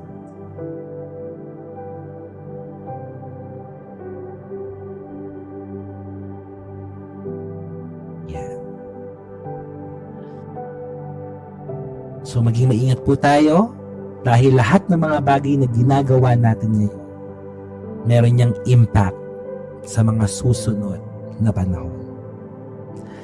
So what are you passing down? Blessing or brokenness? God bless you, Nishang, sa iyong friend. What are you passing down? What do you want to pass to the next generation? Blessing or brokenness? Anong sagot niyo? Blessing o brokenness? Ano ang ipapasa nyo sa inyong mga mahal sa buhay, sa inyong pamilya, sa inyong mga anak, sa susunod na salinlahi, sa susunod na henerasyon? What are you passing down? Blessings. Amen. Hindi natin makokontrol kung ano ang mangyayari sa ating mga buhay. Pero sa biyaya ng Diyos, alam natin na hinuhulma tayo ng Diyos para sa mas magandang kinabukasan. So for our final words, mga kapatid, this one. Be the generation that heals. Be the turning point. Be the blessing. Your legacy is being written now. Amen? So, be the generation that heals, be the turning point, be the blessing. Amen? Kapag ginawa mo yan, ay, napakaganda ng legasiya na maiiwan mo sa mundong ito. Amen. So, praise the Lord! God is good. Dito po nagtatapos ang ating Genesis chapter 49 and last chapter na lang po at Genesis 50, and that will be the last chapter for the book of Genesis. Amen and amen. Sino dito ang kumpleto pa rin hanggang ngayon? So, kung may absent kayo, balik kayo sa Red App, sa YT, upload ko lahat. Tapos, ayan, praise God. Isa na lang. Tapos na tayo. Nakatapos tayo ng isang Amen. Praise God. Grabe. Sino dito maraming natutunan? Oh, review tayo. Review ha. Gusto niyo ba mag-review bago tayo mag-end? Gusto kong magtanong sa lahat ng mga natutunan natin. sige.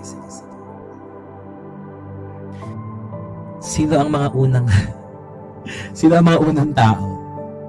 Yan, sino ang mga tao? Sino ang unang taong tinreat ni Lord? Oo nga, no. Ate Ana, sige po. Magkakaroon tuloy tayo ng ano lang to, parang, wala naman tong mga points at wala namang mga premyo. Pero, magpapagawa ako ng, Google form sa anak ni Ate Ana Lu. Yan. Kasi teacher siya. Tapos para lang i-assess, para lang makita nyo kung may natutunan kayo. Yan. Aiden and Eve. Sino who was the first murderer? Who was the first murderer? Sino ang unang pumatay? Yan. Anak siya ni Eva at ni Adan. Ang murderer ay si Cain. Tapos, ang kanyang kapatid na kanyang minurder ay si Abel. Okay, si Cain at si Abel. Sino ang pangatlong anak ni Eva at Adan? Sino? Nice. Si Seth. Yan. Tandaan niyo yan, si Cain, si Abel, at si Seth. Tama. Okay, so sino naman ang lalaking tinawag ng Panginoon para gumawa ng isang arko? Yan. Gumawa ng arko. Ay, very good. Si Noah. Noah with H. Yan, Noah with H. Si Noah. Ano naman sa Genesis yung tore na ginawa ng mga tao na gusto nilang makaakyat sa langit, makaabot ng langit. Anong tawag doon sa tore na yun? Or tower? Wow. Yeah. Babel. O tore ng Babel. Tama. Galing.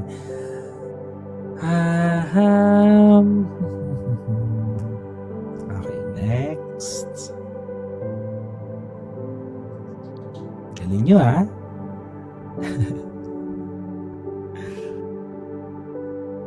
Galing nyo, ha? Galing. Nakakatuwa kayo. Sino ang tatlong anak ni Noah? Tatlong anak ni Noah. Balikin. Sino ang tatlong anak ni Noah? Wow, ang bilis ni KL. Tama. Yeah, Ham, Shem, and Japheth. Galing.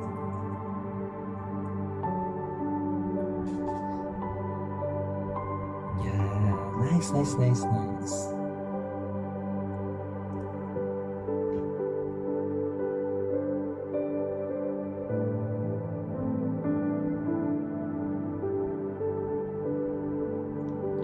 Okay, next question. Sino ang tinawag ng Lord para magpunta sa isang bayan na hindi niya alam? Sa Genesis.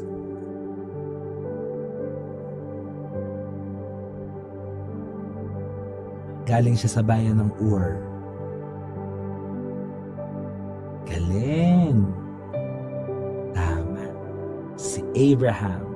Na ang dati niyang pangalan ay Abraham. Okay, Abraham. Sino naman ang tatay ni Abraham?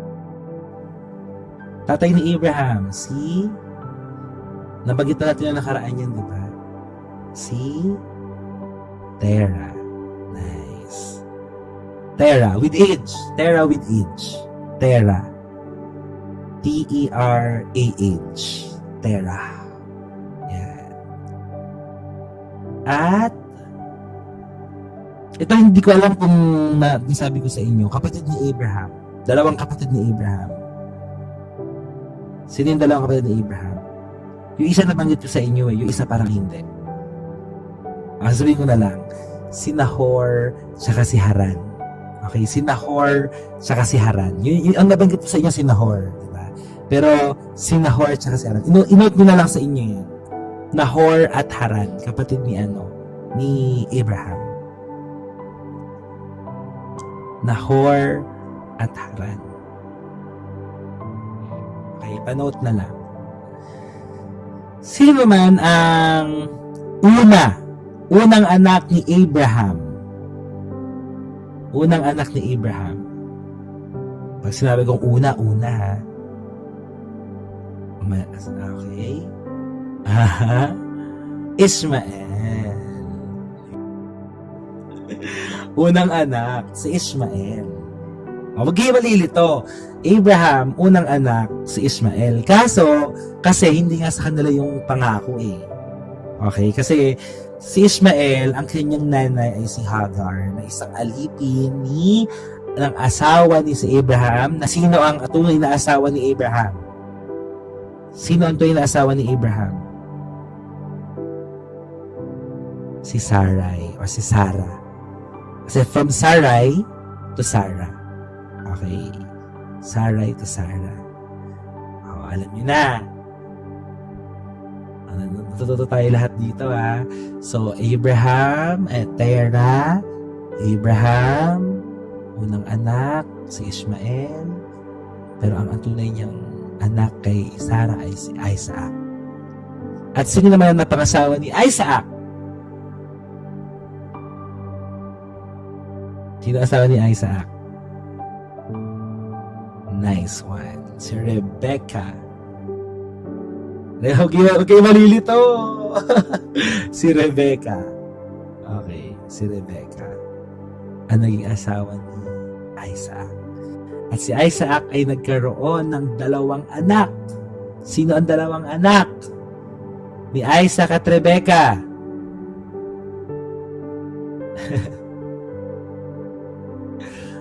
Wala pa tayo sa New Testament. Genesis pa lang pinapag-aralan natin. Okay? Very good. Ang galing nyo Esau and Jacob. Tama. Esau and Jacob. Okay. Okay, so anong susunod kong tanong?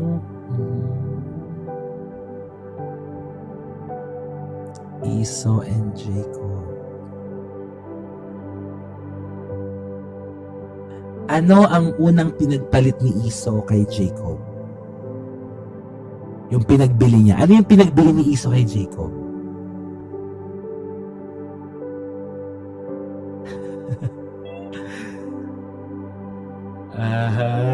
Galing. Tama. Yung pagiging panganay o yung birthright. Tama. Birthright. So, pinagbili ni Esau yung birthright niya kay Jacob. Dahil siya ay nagugutom. Dahil sa pagkain. Tama, yung pagkapanganay, yung birthright, tama. Pagiging panganay. Tama. Ano ang ibig sabihin ng Jacob? Ano ang ibig sabihin ng word na Jacob?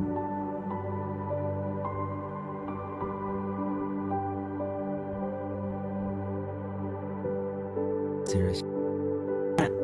Deceiver o mapanlin lang. Yan. Kasi nga 'di ba, niloko niya tong tatay niya si Isaac. Kaya napunta sa kanya yung blessing. So, ang ibig sabihin ng Jacob ay deceiver. So ngayon, nagtago ngayon 'di ba si Jacob? Kailangan niya magtago kasi hinahanap na siya ni Esau, galit siya kasi niloko niya nga.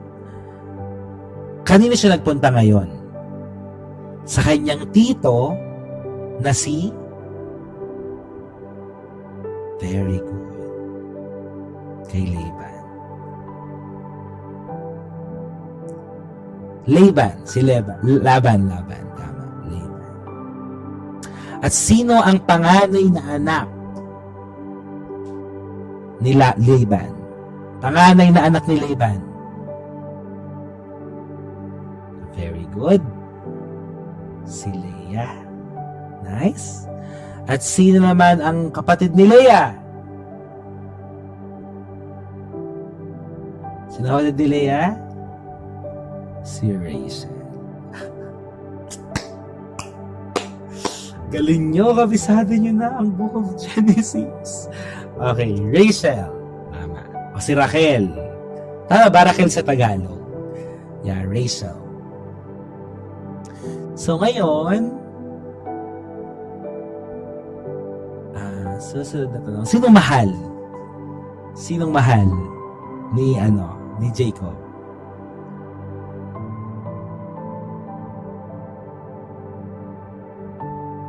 Okay, si Rachel. Tama. So, di ba niloko siya? Kasi gustong pakasalan ni Jacob si Rachel. Ilang taon siya naglingkod?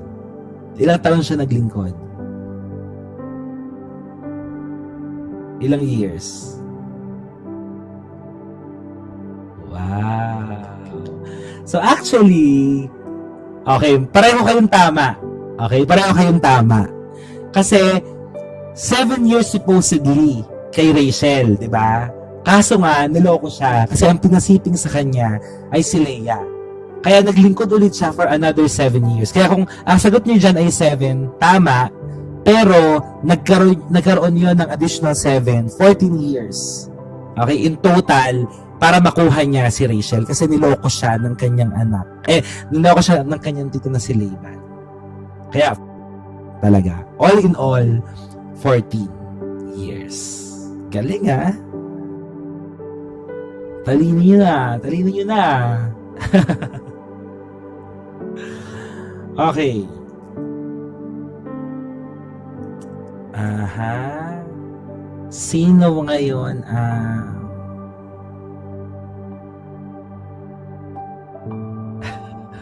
kaya ayaw ko ng mate. Okay. Ang galing niya na. Nakakatawa. Ibig sabihin, talaga naman.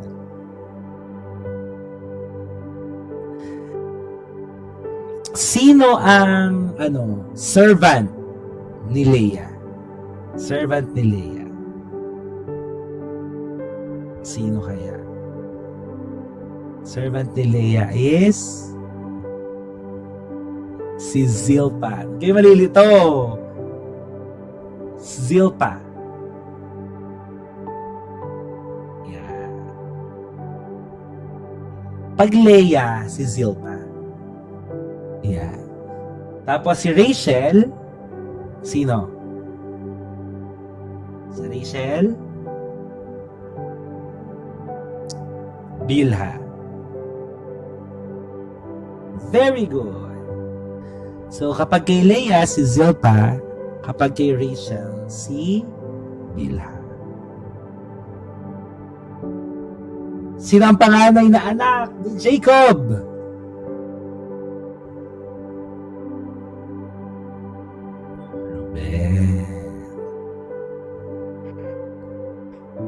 Ito medyo tricky question to tricky question. Sino ang panganay na anak ni Jacob at ni Rachel? Panganay na anak. Uy, ang galing! Nice one! Ang talino nyo na! Si Joseph. At sino ang kapatid ni Joseph kay Rachel at kay Jacob? Sino? Benjamin. At si Benjamin ang bunsong anak. Ang galing nyo! Grabe! Nice. Okay, so next question. Nasaang lugar sila nito? Nasaang lugar sila Jacob? Kasama yung mga anak niya. Nasaang lugar sila? It starts with letter C. Ang galing ni Dina. Nice. Sila ay nasa Canaan. Okay? So para makita niyo yung yung history, sila ay nasa Canaan during this time. Okay, Canaan. Kaso, ano na nangyari? Okay, nagkaroon ng blank sa bayan ng Canaan. Ano yung nagkaroon sa bayan ng Canaan? Nagkaroon ng ano? Famine o tagutom. Tama. Nagkaroon ng famine, nagkaroon ng severe famine talaga. Taggutom dyan. Okay? So, bago magkaroon ng severe famine, ano ba ang gift ni Joseph? Ano ang gift ni Joseph? Ano nangyayari sa kanya? Anong gift ni Joseph? Dream or vision. Kaya tama, nananaginip siya. So kaya siya tinawag na Joseph the Dreamer. Okay, kasi siya ay nananaginip nung time na to. And he can interpret dream nung time na nasa kulungan na siya noon. Okay? So nananaginip siya. Pero during that time kasi ay bata pa nga siya. Kaya hindi niya pa alam kung paano i-apply, i-exercise ng tama yung kanyang mga napapanaginipan. Kaya ano nangyari? Ano naramdaman ng mga kapatid niya? Ano naramdaman ng mga kapatid niya? Towards Joseph. Nainggit, nagalit, okay, nainggit, jealousy, tama. Okay, nagalit, nainggit. So yan ang ginawa nila. Anong ginawa nila kay Joseph?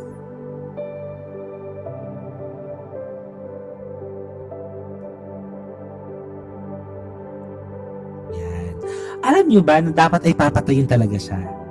Okay, papatayin talaga. Pero, ang nangyari ay sinabi na lang na ipagbili na lang. Inenta siya. So, ano siya? Hinulog siya sa balon, tapos siya ay pinagbenta. At pagkatapos nun, saan siya dinala? Saan na siya dinala ngayon? Para maalam natin yung yung kwento. Saan siya dinala? Sa Egypt. Yan. Very good. Kaya ngayon, mga kapatid, tayo ngayon from Canaan, napunta na tayo sa Egypt kasi nandun na si Joseph. At sino po ang governor? Ano ang pangalan ng governor or high leader official na kumupkop kay Joseph? Si Potiphar. Yes, si Potiphar muna. Si Potiphar ay isa sa mga parang official siya. Okay, official. Si Potiphar. Okay, huwag kayo malilitaw Si Potiphar ay isang parang mataas na leader, mataas na official doon. So ang ginawa ay pinagkatiwalaan si Joseph at siya ay pinamahalaan sa bahay nila. Kaso, ano nangyari? Yung asawa ni Potiphar ay nagkaroon ng last kay Joseph. Kaya ayun, so to cut the long story short, pinakulong siya dahil parang sinungaling itong asawa ni Potiphar. Walang pangalan yung asawa ni Potiphar Yeah. Pinagbintangan siya na may tangkang pag-rape. Sorry, baka ma-restrict ako. Baka may tangkang may gawin doon kay sa asawa niya. So gano'n. So, hello po. Hello, Ate Rosana. Yeah, our word. Yeah. So, yun. Napagbintangan siya, pinakulong siya. So, sino ang dalawa na nakasama niya sa kulungan? Ano yung mga trabaho nun? Isang ganito at isang ganito. Ngayon, sino yung dalawa na yun? Isang blank at isang blank. Oh, yeah. Very good. Isang baker at isang cupbearer. Yan. Isang baker at isang cupbearer. Galing. Nice. Isang pintor daw. Baker and cupbearer. Yan. So, after nun ay sino ang nanaginip na hindi niya alam kung ano ang panaginip niya?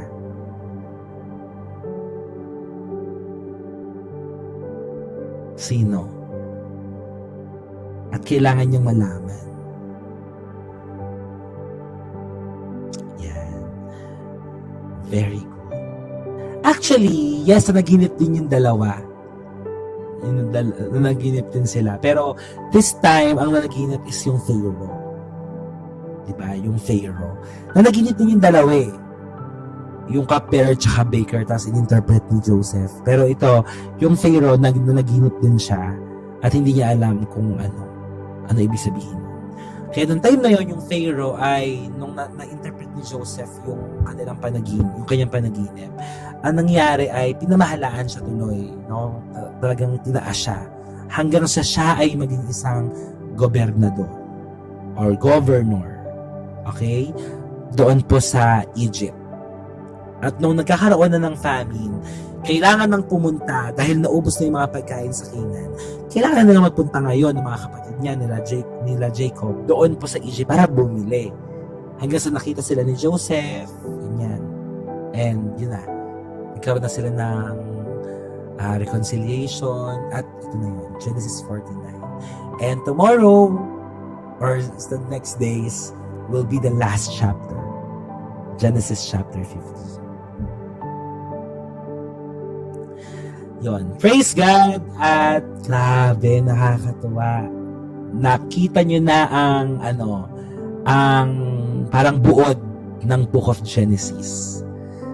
So ngayon, magsisimula yung Book of Exodus sa Egypt na. Kasi ang story na natin ay nasa Egypt na eh. Diba? Nasa Egypt na siya. Di ba nakakatawa kayo? Kabisahat nalaman nyo na yun. Dati wala naman kayong pakialam dyan sa mga sa mga characters na yan.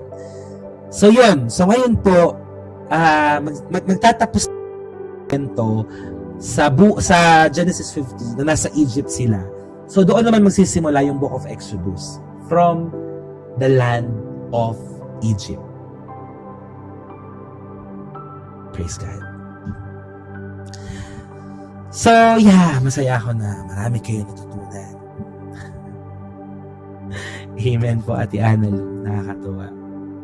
At least, di ba, natuto tayo at marami pa tayo matututunan kasi magbubukas ang panibagong yugto ng istorya para kay Moses. Kasi si Moses naman, siya naman ang main character dito sa Book of Exodus. Ay marami rin tayong mapupulot na aral kay Moses.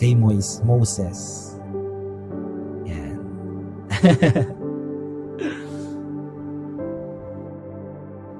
Yan. Praise God po, praise God. Nakakatuwa. God is so good. Di ba nakakatuwa po kasi ang galing nyo rin talagang tumatak din sa isipan nyo. Pasadong-pasado kayo. Magkakaroon tayo ng exam, hindi na exam, ng evaluation lang. No? Papatulong ako sa anak ni Ate Annalyn. Papagawa ako ng Google form. Tapos sasagutan nyo lang. Wag na kayong mag-search. Basta kung ano lang yung alam nyo. Basta sa pagkakatanda nyo, sagutan nyo lang. Hindi naman kailangan perfect score eh. Ang mahalaga, natuto. Okay. Yes. Oh, may cartoon movie nun. Yung buhay ni Moses. Nakakatawa. Yes, answer honestly para matuto. Hindi naman tayo mag-a-award kung sino mga nakakuha ng mga top score.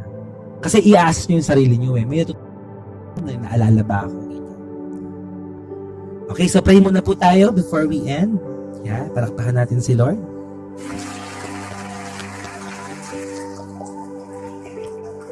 Praise God po, Ate Ditas. Yan. Pray lang tayo saglit. Lord, maraming salamat po sa tatapos lang po naming devotion. Thank you, God. We are so full of your love, of your spirit, of your wisdom, knowledge, and understanding. Salamat po, Panginoon, kasi hindi kayo nagsasawang turuan kami at paalalahanan kami ng iyong mga salita. Maraming salamat po sapagkat hindi kayo nagbabago. Nais mo na kami ay lumalim sa pagkilala sa iyo. Nais mo na kami ay hindi lumayo sa tawag mo sa aming mga buhay. And this afternoon, Lord, down to the last 2 chapters, natapos na po namin yung second to the last. At last chapter na po namin sa susunod namin pag-devotion. Punong-puno po kami ng pagpapasalamat dahil nakakatuwa po dahil kahit mapaano sa konting kaalaman may natutunan po kami at alam namin na napakarami na po namin gustong marami pa kaming dapat natutunan at gustong-gusto po naming malaman mo, Lord. Nagpapasalamat po kami sa iyong mga salita, sa hiwaga ng iyong mga salita, na sa simpleng tulad namin, napapaunawa sa amin, Panginoon, kahit pa paano. May natatanggap kaming mga revelation, nalalaman namin, Panginoon, ang history, nalalaman namin, Panginoon, ang setting, Panginoon, at ang context, kahit pa paano, Lord. Maraming salamat po for allowing us to experience such things. Thank you, Lord. Thank you, Lord. Salamat po. At sa lahat ng mga natutunan po namin ngayong araw po na ito, dalangin po namin na patuloy na maging sandata namin ang mga salita mo. Nawa po, Panginoon, ito yung magbago sa amin, mag-correct sa amin, Panginoon. In Jesus' name. At ang salita mo rin ang maging ilaw namin sa pagtahak sa madilim na sanlibutan ito. Lord, our commitment and covenant, magpapatuloy po kami. Magpapatuloy kami, Lord. Kahit saan mo man kami dalhin, magpapatuloy po kami. Kahit saang lugar kami, saang bansa, Panginoon, ano man ang mangyari sa amin, magtrabaho o mapunta sa saan man, but still, papatuloy kami, Panginoon. Hayaan mo na maging matagumpay kung ano ang pinasimulan mo sa aming buhay. At magpadala po kayo ng tamang mga tao sa community na ito. Magpadala kayo ng mga tamang supporters. Magpadala kayo ng mga tamang tao. Magpadala kayo ng mga tao na nahihirapan at kailangan makakilala sa inyo, God. In Jesus' name. Maging ang mga mahal namin sa buhay, dumating ang punto na makakasama namin dito, O God. Sama-sama kaming sasamba, magpapasalamat, matututo ng iyong mga salita. May you all cover us tightly with your most precious blood. May you provide all our needs. Kung may mga bills na paparating, kung mayroong mga kailangang bayaran, Lord, I pray, let there be financial breakthrough to all of us. In Jesus' name. Magpadala ka, Panginoon, ng pagpapala sa amin. In Jesus' name. Maraming salamat po. Huwag mo kaming pagkulangin, Panginoon. At palagi mo kaming gabayan at samahan, bigyan ng kapayapaan, Panginoon. Itaas niyo po ang inyong mga kamay. Panginoon, habang nakataas ang mga kamay na ito, I release packages of blessings. I release protection upon them and their family, that no untimely death will overtake them, no weapon formed against them shall prosper. In Jesus' name, I pray for your blessing to be upon them from the north to the south, from the east to the west. Let there be promotion, let there be increase, let there be multiplication, prosperity, and abundance. In Jesus' name. Hayaan mo na maraming mga taong mapagpala, maraming mga taong makakilala at bumalik sa iyo sa pamamagitan ng aming mga buhay. Bless our coming and going. Bless us, protect us, Lord, from all the works and plans of the enemy. We thank you, loving Father. We thank you, Jesus. And we thank you, Holy Spirit. Lord, we will never dare to touch any glory that belongs to you. Tanggapin mo ang pinakamataas na papuri, pagsamba at pasasalamat. Ito po ang aming sama-samang panalangin. Sa pangalan ni Jesus, lahat po ay magsabi ng Amen, Amen, and Amen. Palakpakan po natin ang ating Panginoon. Hallelujah! Praise God! Praise God! Hallelujah!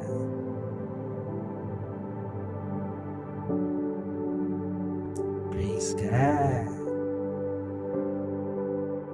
Praise the Lord po. Ayan, salamat sa lahat ng mga nakasama po natin sa ating pong devotion. God is so good po. Napakabuti ng ating Panginoon. At pasama po sa prayers, mga kapatid, ang aking pong flight, mamaya pong madaling araw, papuntang Boracay for our barangay seminar. So I'll be staying there for 3 days. Okay? And kung saan lugar ako, dadalhin ni Lord. Saang bansa. Okay? So yun lang. Magpatuloy po tayo, magmahalan, magpanalanginan, magsuportahan. Salamat. Amen po. Magchat-chat po tayo sa GC Ate Gracias. Don't worry po, i-upload natin ito lahat sa ating YT channel. So thank you so much, guys. Mga kadivo, God bless us all po at ingatan po tayong lahat ni Lord. Amen. To God be the glory, let the love of the Lord, the blessing of the Son, and the sweet fellowship of the Holy Spirit be upon us always and forever. Sa lahat ng gustong mag-join ng group chat, kung gusto message lang kayo dito sa page. Message kayo dito para ma-add po kayo sa GC. Yan. Join lang kayo dito. Message FB page. Okay? FB page sa Blue App. Bye-bye. Amen. Amen. God bless. God lahat. Pagpalain po tayong lahat ni Lord. Amen. Amen. Walang iwanan. Praise God. Oh, everyone. Day po. Paalam. And God loves all of us. I'm doing this live in 3, 2, 1. God bless everyone.